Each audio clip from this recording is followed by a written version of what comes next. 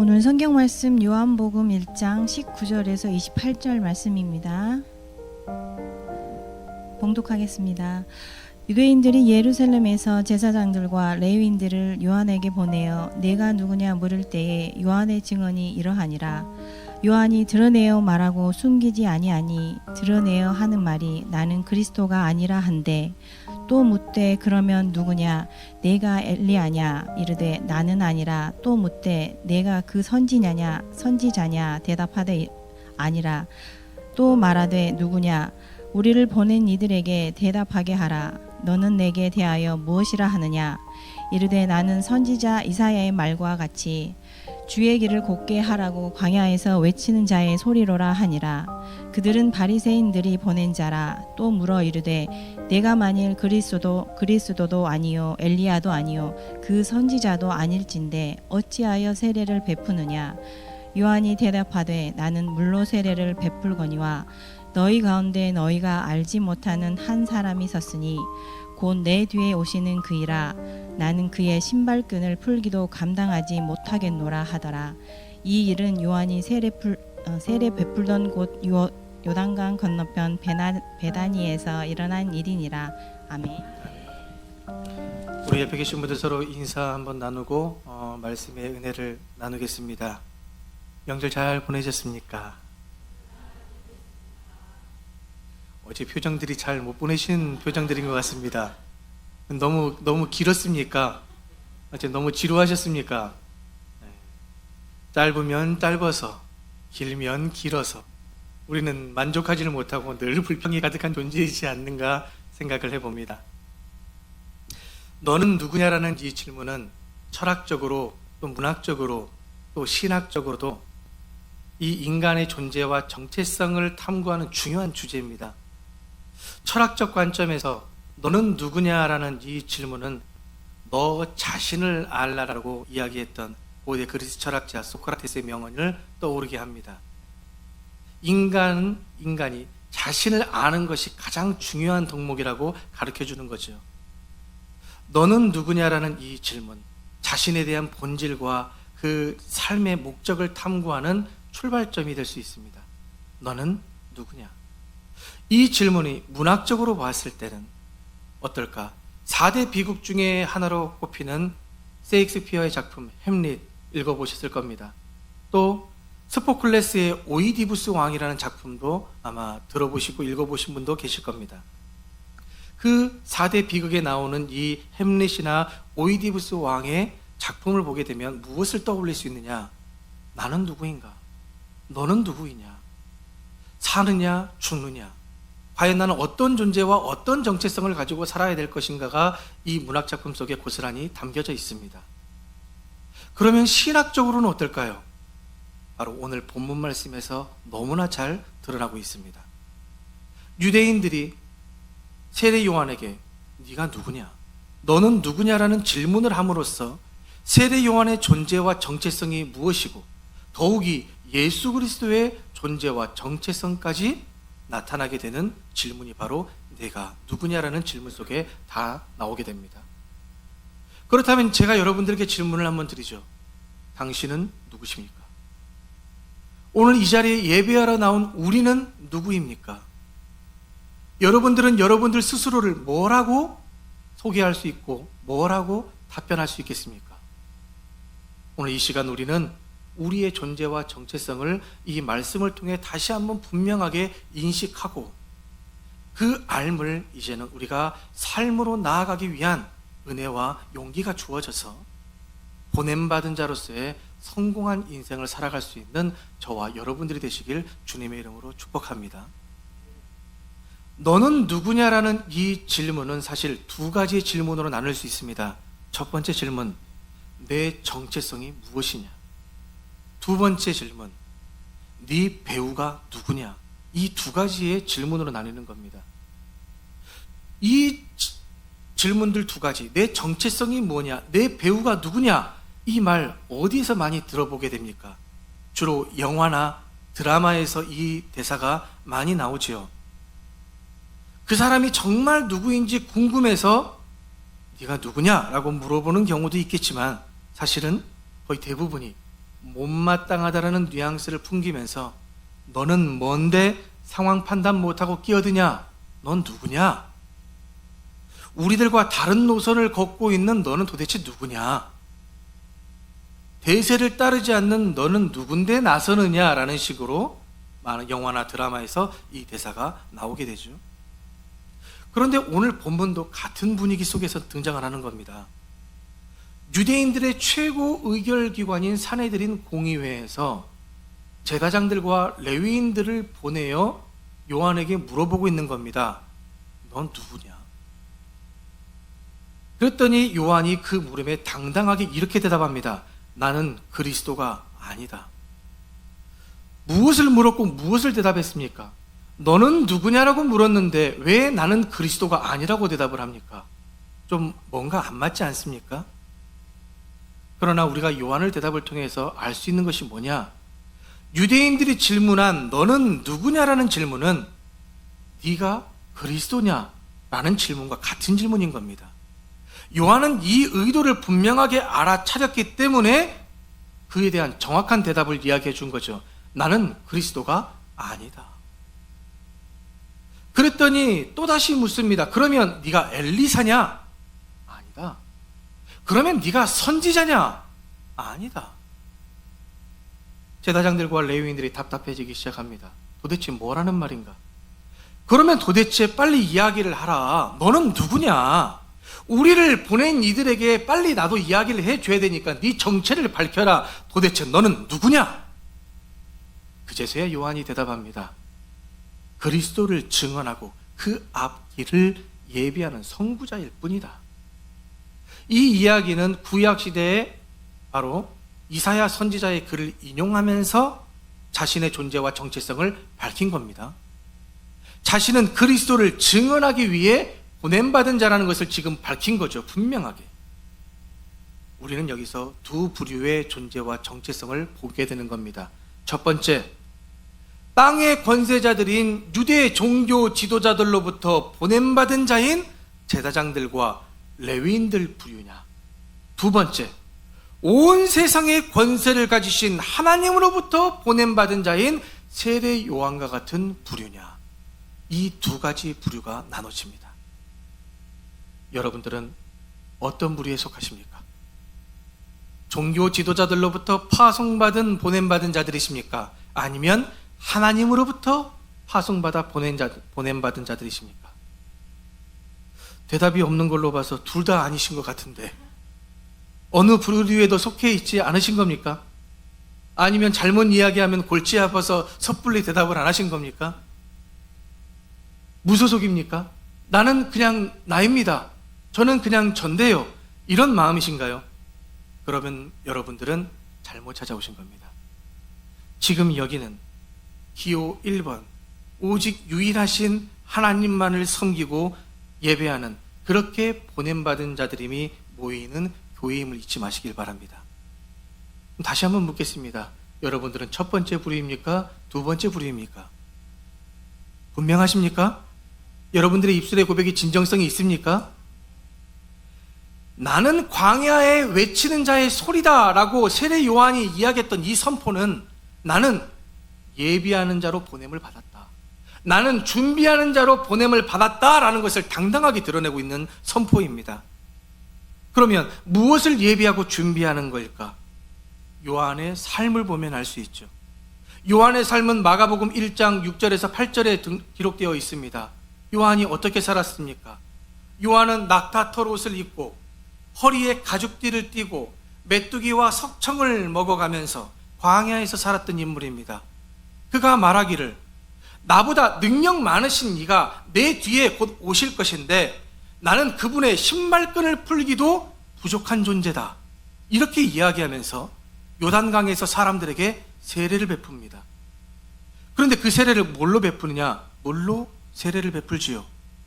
도대체 왜 물로 세례를 베푸는 것이며 세례가 무엇을 의미하는 것인가? 마태복음 3장 11절에 보면 기록되어 있습니다. 나는 너희로 회개하게 위하여 물로 세례를 베푼다. 무엇을 하기 위해서요? 무엇을 하게 하기 위해서 세례를 준다? 회개하게 하기 위해서 세례를 준다. 세례의 목적도 분명하게 선포됐습니다. 너희들을 회개하게 하기 위해서, 너희들의 죄를 씻어줄 수 있는 통로로서 내가 물로 세례를 베푸는 것이다 라고 지금 이야기한 겁니다. 그러니 세례 요한은 무엇을 위해 준비된 자인가? 예수 그리스도를 증언하기 위해 준비된 자인데, 그 전에 많은 사람들이 회개로 나아가기를 준비시켰던 자가 바로 세례 요한이라는 겁니다. 왜냐? 천국이 가까이 오고 있기 때문이죠. 하나님의 나라가, 하나님의 온전하신 통치가, 그 통치의 주권을 가지고 계신 예수님께서 가까이 오고 계시니 너희들은 준비하라는 얘기입니다. 회개하라는 얘기입니다. 하나님의 온전하신 통치를 받고 그분의 주권으로 천국을 기업으로 받으려면 속히 그들의 잘못이 깨끗하게 씻어져야 되기 때문에. 왜 그렇습니까? 하나님은 죄가 없으신 분이십니다. 하나님의 나라는 죄가 있어서는 안 되는 겁니다. 하나님의 통치는 죄가 아닙니다. 선이지요, 말씀이지요, 사랑이지요. 그러니 인간의 모든 죄악이 씻겨지고 회개를 해야 하나님의 나라를 경험하고 하나님의 통치를 이루고 그 나라에 들어가는 것 아니겠습니까? 그러니 지금 이 나중에 일어날 일이겠지만, 세례 요한이 감옥에 갇히고 예수님이 그 바톤을 이어서 복음을 선포하실 때 뭐라고 선포하십니까? 마태복음 4장 17절에 기록되어 있습니다. 회개하라, 천국이 가까이 왔느니라. 그러니 회개하라. 그래서 너희들의 회개의 세례를 물로 씻음을 받으라. 그리하여 주님 맞으실 준비를 하라. 내가 그것으로 보냄을 받으러 지금 이 자리에 있는 것이다. 이 얘기를 하는 것이죠. 그런데 이렇게 보냄받은 자로서의 세례 요한의 모습을 보면 현대판 보냄받은 자인 우리들의 모습이 참으로 부끄럽지 않습니까? 우리도 우리 입으로 이야기하지 않았습니까? 여러분들의 정체성에 부류해서 여러분들은 분명 온 우주 만물의 권세, 주권을 가지신 하나님께로부터 보냄받은 자들이라고 여러분들이 입술로 고백했는데, 여러분들의 삶은 어떻습니까? 그런 하나님을 위한 삶을 사시고 계십니까? 아니면 여전히 내 소견에 옳은 대로 살고 있습니까? 얼마나 부끄럽습니까? 너무나 죄송스럽지 않습니까? 우리는 현대판 보냄받은 자로서 참으로 이 세례 요한의 모습을 보면, 내가 과연 이렇게 해서 될까? 내가 이렇게 해서 복받을 수 있을까? 내가 이러면서 내가 그리스도인이라 말할 수 있으며, 내가 이러면서 목사라 말할 수 있고, 내가 이러면서 장로, 권사, 집사라 말할 수 있을까? 사실 면목이 없습니다. 고개를 들 수가 없습니다. 그러면 그렇다고 나는 그렇게 합당한 삶을 살지 못했다고 포기하시겠습니까? 제가 목사로서 온전한 삶을 살아내지 못했다고, 목사다운 삶이 없었다고 이 목사의 가운도 집어던지고 목사의 길을 포기해서야 되겠습니까? 여러분들은 여러분들의 직분을 내던지고 내가 그렇게 못 살았으니 나는 자격이 되지 않으니 교회를 떠나면 되겠습니까? 아니죠. 절대 그래서는 안 됩니다. 그냥 나는 나니까 이제 나는 그냥 나대로 살련다, 이러한 생각과 삶은 교만한 생각과 삶입니다. 왜냐? 곧 내가 하나님이다라는 얘기와 똑같은 겁니다. 그 근거가 무엇인지 아십니까? 하나님은 자기 자신을 뭐라고 소개하셨죠? 나는 나다, 나는 스스로 있는 자다 라고 소개하셨습니다. 그러므로 나는 나다, 나는 스스로 있는 자다, 그냥 나 하고 싶은 대로 살 것이다 라고 하는 그런 고백과 삶은 나는 하나님이다, 내 소견에 옳은 대로 살겠다고 말하는 현대판 사사기 시대의 이스라엘 백성들과 다를 것이 아무것도 없습니다. 선악을 알게 하는 나무의 열매는 먹지 말라 하셨는데 싫다, 나는 하나님과 같이 될 것이다 라고 따먹게 되는 구약의 아담과 하와가 바로 오늘날 우리의 모습인 겁니다. 결코 다를 바가 없습니다. 그러므로 우리는 현대판 보냄받은 자로서 물어야 합니다. 우리가 어떻게, 무엇을 하나님 내가 준비하고 예비해야 할까요? 물어야 됩니다. 왜 물어야 되느냐? 누가복음 3장 10절 말씀에 보면 무리가 물어 이르되 그러면 우리가 무엇을 하리까라는 물음이 나오게 됩니다. 여기서 말하는 무리는 세례받으러 나왔다가 세례 요한에게 혼난 자들입니다. 왜 이들이 혼이 났냐면 회개에 대한 온전한 마음이 없으면서 천국 가기 위해 보험 드는 차원으로 세례나 한번 받아 놔볼까? 그래, 세례 받아 놓으면 나중에 진짜 메시아가 왔을 때 내가 천국에 갈 수 있겠지, 이런 마음으로 세례 받으러 나왔다가 세례 요한에게 혼났습니다. 오늘날로 말하면 하나님이 예비하고 준비하신 복이 무엇인지 알지도 못하면서 그 복에는 관심도 없다가 그저 복이라고 하니 그래, 그 복이라도 한번 받아보자 하고 교회에 나오는 사람들과 비슷한 것이죠. 이뿐만이 아닙니다. 세례 요한이 화를 내고 혼냈던 사람들이 또 있습니다. 세례가 베풀어지는 곳에 많은 사람들이 왔습니다. 그런데 그곳에 종교 지도자들도 어마어마하게 왔습니다. 바리새인, 사두개인들이 무리를 지어 다가왔습니다. 왜 왔을까요? 그들도 회개하려고 왔을까요? 세례받으려고 왔을까요? 아닙니다. 그들이 그 자리에 나온 이유는 세례받기 위해서가 아니라 신흥 종교로서 부상하고 있는 이 세례 요한의 사람들이 늘어가는 것을 감시하면서 세례받은 사람들을 하나씩 하나씩 데리고 와서 자기 사람들로 빼내가기 위한 정치적 행보로 그들이 무리를 지어왔던 겁니다. 오늘날 선거운동과 같이요. 그런데 사실 이 사두개인과 바리새인들 두 부류는 종교 지도자들이라는 같은 부류에 있지만 같은 그룹에 있으면서 사실 하나가 될 수 없는 그룹입니다. 가치관이 다릅니다. 간단한 차이만 말씀을 드리자면 사두개인들은 유대 사회 상류층에 속하면서 제사장 계급, 부유한 계급들이 여기에 속합니다. 그들은 성전만 중심으로 예배를 드려야 온전한 예배라고 주장하는 자들이고 그들은 모세 오경만을 하나님의 말씀으로 인정하는 자들입니다. 그들에게 선지서, 예언서, 전통들은 아무 필요 없다라고 얘기하고 또한 천사들 그리고 부활을 믿지 않습니다. 이 종교 지도자 사두개인들이요. 그러면서 인간의 자유의지를 어마어마하게 강조하죠. 그러면서 하나님의 섭리도 중요하게 여기지 않습니다. 이러한 자들이 사두개인들입니다. 그런데 반대로 바리새인들은 똑같은 종교 지도자들이지만 사내들인 공의회에 회원들이 많이 있지만 그들은 헬레니즘 문화와 로마의 그런 영향에 대해서 철저히 대항하면서 율법을 철저히 지키려고 노력했던 평신도들 중심으로 세웠던 사람들이 바리새인.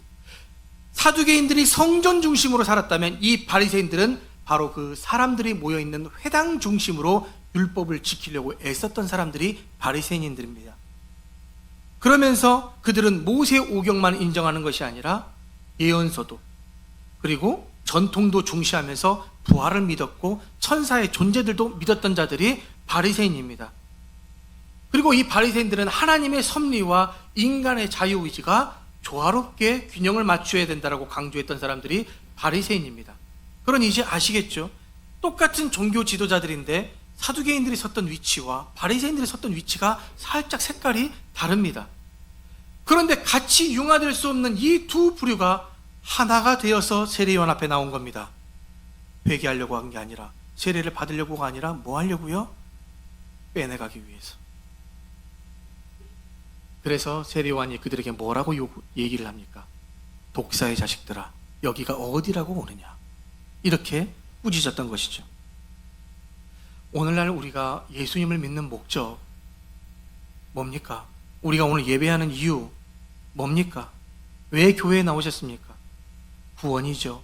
천국임이 분명합니다. 그러나 다시 한번 묻겠습니다. 왜 우리는 구원을 받아야 되고 왜 우리는 천국에 가야 됩니까? 이 질문에 대한 답을 반드시 하실 수 있어야 됩니다. 결국 무엇으로 귀결이 되느냐? 행복입니다. 행복하고 싶어서. 믿지 않는 사람들도, 예수를 믿지 않는 사람들도 천국과 지옥이 있으면 천국을 가기를 원합니다. 왜요? 지옥은 힘든 곳이니까, 불행한 곳이니까, 고통이 있고 아픔이 있는 곳이니까. 그러나 천국은 그런 곳이 아니기 때문에 행복하기 위해서 구원받고 싶고 행복하기 위해서 천국 가고 싶은 것이 사실입니다. 고대 철학가인 아리스토텔레스는 니코마코스 윤리학에서 인간의 궁극적인 목적을 행복이라고 주장했습니다. 그리고 또 계몽주의 사상의 선구자였던 존 로크 같은 경우는 사회계약론에서 인간의 생명, 자유, 재산을 지킬 권리가 있다고 보았는데 왜 그것을 지켜야 되느냐? 행복하기 위해서 이것을 지켜야 된다고 얘기합니다. 우리나라 헌법 제10조 알고 계십니까? 대충은 알지만 입으로 얘기하기 어렵죠? 제가 읽어드리겠습니다. 모든 국민은 인간으로서의 존엄과 가치를 가지며 행복을 추구할 권리를 가진다. 결국은 다 행복입니다. 행복을 위해서 사는 거죠. 그런데 이 행복이라는 것은 단순히 그런 감정적 즐거움을 넘어서서 삶의 목적이 되는 것이고 자유가 되는 것이고 평등과 정의와 연결되어 있는 깊은 개념이라는 얘기입니다. 그러니까 우리는 이 개인의 행복만이 아니라 우리 모두의 행복을 위해서 서로 존재할 수 있는 자들이 되어야 된다는 것이죠. 누가요? 우리 모두가. 더욱이 예수 그리스도를 알고 예수 그리스도를 믿으며 그분을 증언하기 위해 보냄받은 자들이라면 내 행복도 중요하지만 우리 모두의 행복을 중요하게 여길 수 있는 자들이 되어야 된다는 겁니다. 이것을 신앙으로 다시 풀어서 말씀을 드리면 받으려고만 하는 신앙에서 이제는 주려는 신앙으로 거듭나야 된다는 얘기죠. 내 가정 분명히 중요합니다. 내 교회 분명히 중요합니다. 다른 교회보다 당연히 내가 섬기고 내가 신앙생활하는 내 교회가 우선순위가 되는 게 맞죠. 다른 가정들 돌보고 챙겨줘야 되는 거 알지만 내 가정이 먼저인 건 사실입니다. 그것을 부인하는 것은 아닙니다. 그러나 더 중요한 것은 내가 온전한 하나님의 나라 속에 있어야 되고 내가 하나님의 통치 속에 있어야 된다는 얘기입니다. 여전히 크리스천이면서 믿는다고 말하면서 내가 하나님의 아들, 딸이고 보냄받은 자라고 얘기한다면서 여전히 부족한 것을 생각하여 더 받으려고 하는 마음으로만 신앙생활을 하면 우리는 이 세상에 불편한 빛이 되고 불편한 소금이 되는 겁니다. 우리는 이미 요한복음을 통해 들었지 않습니까? 우리는 빛이요 소금이라 말했습니다. 그런데 우리가 여전히 하나님 주시옵소서 괜찮습니다. 구해야죠. 그러나 끝까지 우리는 이 주시옵소서의 신앙만을 가지고 줄 수 있는 신앙이 되지 못하면 우리는 빛이긴 빛인데 불편한 빛, 소금은 소금인데 입으로 뱉어지는 소금이 된다는 얘기입니다. 이런 것과 같겠죠. 깜깜한 밤 길을 환하게 밝히는 유익한 빛이 되어야 되는데 어두운 밤 폭주족 오토바이들의 정신사나운 네온사이들로 사람들의 미간을 찌푸리는 불편한 빛이 될 수 있고 무미한 음식 속에 그 적당한 소금으로 감칠맛을 내는 의미 있는 소금이 돼야 되는데 과도한 화학 감미료가 되어서 입으로 뱉어지는 소금도 될 수 있다는 얘기입니다. 우리가 오늘날까지 자기 자신만을 생각하면서 서로를 위한 건강한 성장이 없이 그런 삶을 유지해왔기 때문에 오늘날의 교회가 교회답지 못하다는 이야기, 세상 사람들의 손가락질을 받으면서 우리가 유대인들과 같이 폐쇄적이며 배타적인 공동체가 된 것은 아닐까 생각을 해봅니다. 여전히 우리가 그렇게 하지는 않았겠죠. 그러나 알게 모르게 우리가 그렇게 한 삶이 사실 너무나 많습니다. 우리만 행복하면 됐지, 우리만 은혜 받으면 됐지, 내가 받은 은혜 내 옆에 이웃에게도 나눌 수 있어야 되는데, 내가 가진 그 은혜 나눌 수 있어야 되고, 내가 받은 그 사랑 전할 수 있어야 되는데 여전히 우리의 스스로의 모습을 돌이켜보면 얼마나 인색합니까? 왜요? 아직까지 부족하거든요. 아직까지 나는 더 많은 것을 가져야 되거든요. 내가 아직까지 많이 가졌다고 생각하지 못하고 있거든요. 누구와 비교해서 그렇습니까? 더 많이 가진 자들과 비교했기 때문에. 여러분, 우리가 정말 잊지 말아야 될 수많은 유익된 말씀이 있지만 예수님이 이 땅에 오신 목적을 설명하고 있는 마태복음 20장 28절의 말씀을 결코 잊어서는 안 됩니다. 우리 다 함께 읽어보지요. 시작.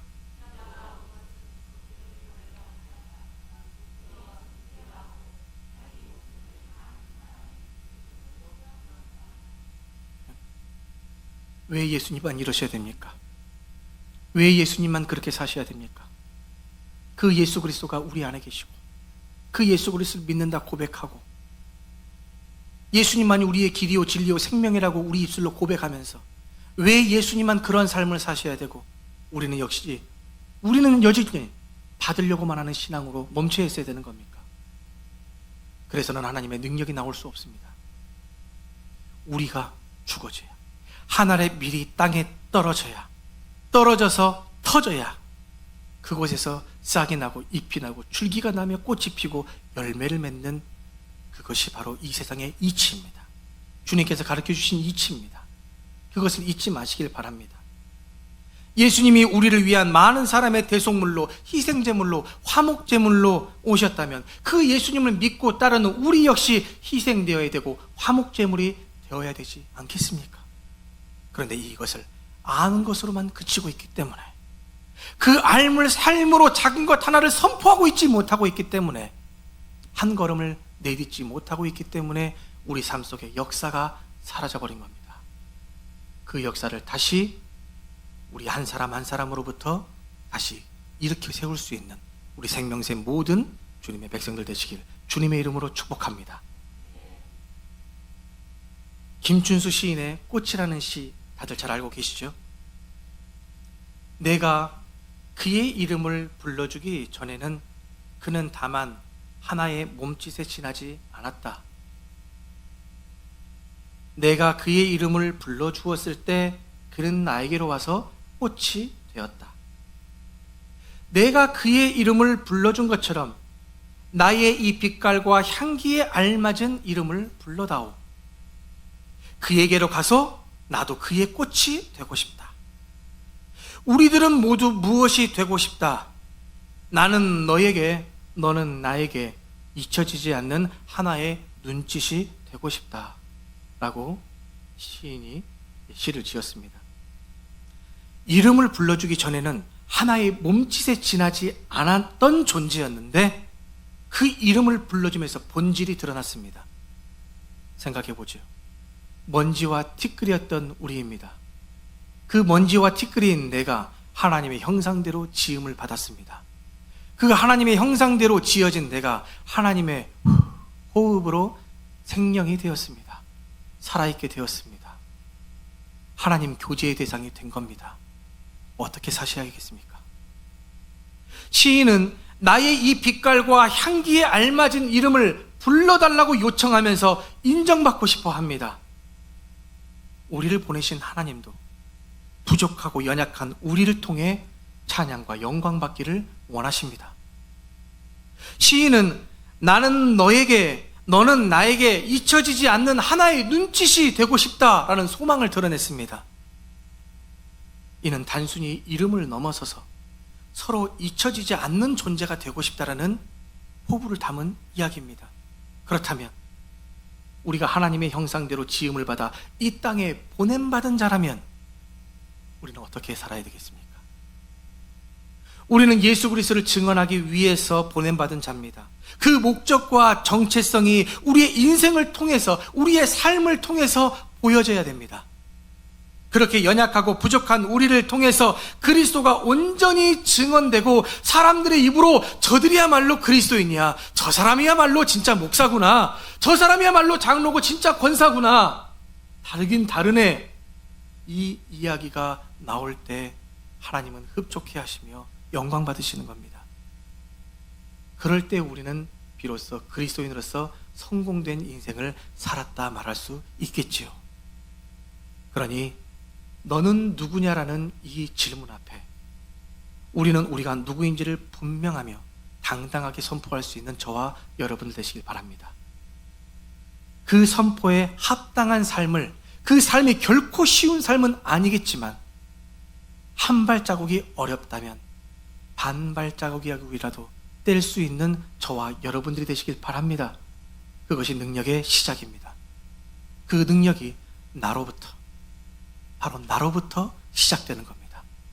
내가 그만큼 그 능력을 이 땅 가운데 보낼 하나님의 파송받은, 보냄받은 자임을 결코 잊지 마시고 우리가 하나님께 우리가 사귐과 교제의 대상으로 잊혀지지 않는 하나의 눈짓이 될 수 있는 저와 여러분들이 되시길 주님의 이름으로 축복합니다.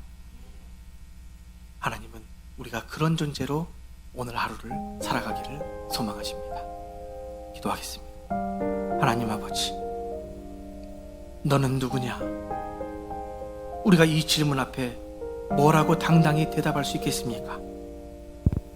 여전히 우리가 누구인지를 알면서도 그 알물 삶으로 살아내지 못한 저희들의 어리석음 어찌합니까? 이 한탄과 연약함만 남았을 뿐입니다. 하나님, 이 시간 다시금 저희들에게 은혜를 부어주셔서 우리가 누구인지를 분명하게 당당하게 선포할 수 있도록 입술의 권세를 허락하여 주옵소서. 또한 입술의 권세만이 아니라 그 선포에 합당한 삶을 살아낼 수 있도록 성령께서 늘 저희들과 동행하여 주셔서 하나님께 그리고 우리가 하나님께 그 사귐과 교제의 대상으로서 잊혀지지 않는 하나의 눈짓이 될 수 있도록, 그래야 이 땅을 조금 더욱더 하나님께서 창조하시고 보시기에 아름다운 그 창조의 세계로 회복시킬 수 있는 저희들이 되어질 수 있도록 인도하여 주옵소서.